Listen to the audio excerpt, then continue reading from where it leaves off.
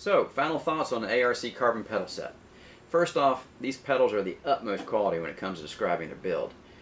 Tolerances are very tight, materials are top notch, and the finish is really the best I've seen to date on any set of pedals I've ever had in my hands. And I've had a lot of them in my hands. Like most of you guys, you probably had the Logitechs, Thrustmasters, the Fanatics, the CST F1s, and the latest set of pedals that I have is the fantastic Emery Edmond hydraulically equipped Generation 3 Tiltons. And the brake pedal really is the most important pedal we use because a consistent, repeatable brake pedal feeling means faster lap times and really just a more immersive and enjoyable experience when you're racing. And now that I've had a chance to try some of the best brake pedals currently available, maybe look at the other two pedals that we use a little closer. And here again is where the ARC pedals shine. Instead of like in the throttle pedal where you just have the spring and some mechanical stops, the ARC throttle has like 5 different ways you can adjust these things for more adjustability. And that'll allow you to dial in this throttle that will satisfy just about anybody. And the same goes for the clutch. It has those 2 valves on it, remember we saw those. And it has a lot of ways to change the way it feels, and you can actually simulate the way clutch pressure plate spring feels with them.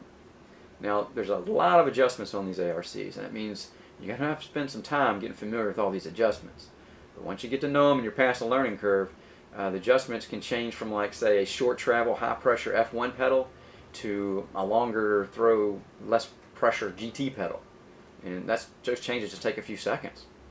And as another bonus, is what I really like, it's one of my pet peeves, is you can take these pedals off the plate and mount them individually. And you can even invert them if you wanted to mount them like a hanging GT pedal style. And as far as calibration and in-game setup, you saw in the video how I calibrated in Windows using the G25 setup utility, and then set them up and ran them in iRacing, and they work fine. I also set them up, and I'm going to be tweaking them again. There's a lot of tweaks to them, so I will be tweaking them again. I also ran them in a set of Corsica and rFactor, and they also set up very easily and ran fine. Well, as you can probably tell, I really like these pedals, and I think that I'm not going out on a limb here that I can highly recommend these for anybody that's in the market for a high-end set of pedals. Now, are there any cons of these pedals? Yes, there are. Total cost to have these shipped to the States from Milano, Italy was $1,600. Man, that's a lot of money.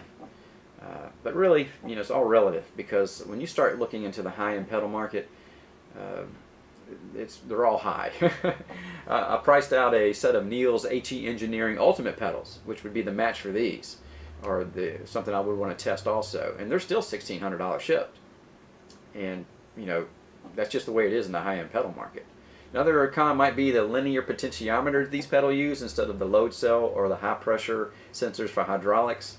Now, I'm not going to get into the technical differences here because I'm nowhere near being an engineer, and you can read all the tech docs out there on the internet on these different setups and try to make a decision based on that info if you want. But it really comes down to how's the pedal feel and if you're happy using them. And I've been lucky enough to spend quality time with all 3 types, the load cells and potentiometer and the hydraulics. And I have to say, really, I can't say one's better than the other. At the end of the day, the brake pedals make you happy using them and make you consistent, and you feel like you're getting the times you need, then that's what you need. I mean, really, when you get to this level of manufactured and design implementation, you just can't go wrong.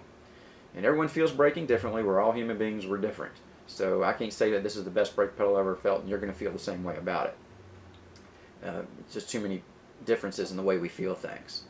So I guess that about wraps it up. Don't want to go too long here. Hope you enjoyed the review. Hope you weren't too bored by watching all the parts, but I do like to go in a lot of detail and show you guys stuff that you don't normally see. So stop back by the Sim Racing Garage channel often. I'm working on some other reviews on some really nice stuff, and I'll be posting them in the not too distant future. So again, I'm Barry Rowland, and thanks for watching the Sim Racing Garage channel.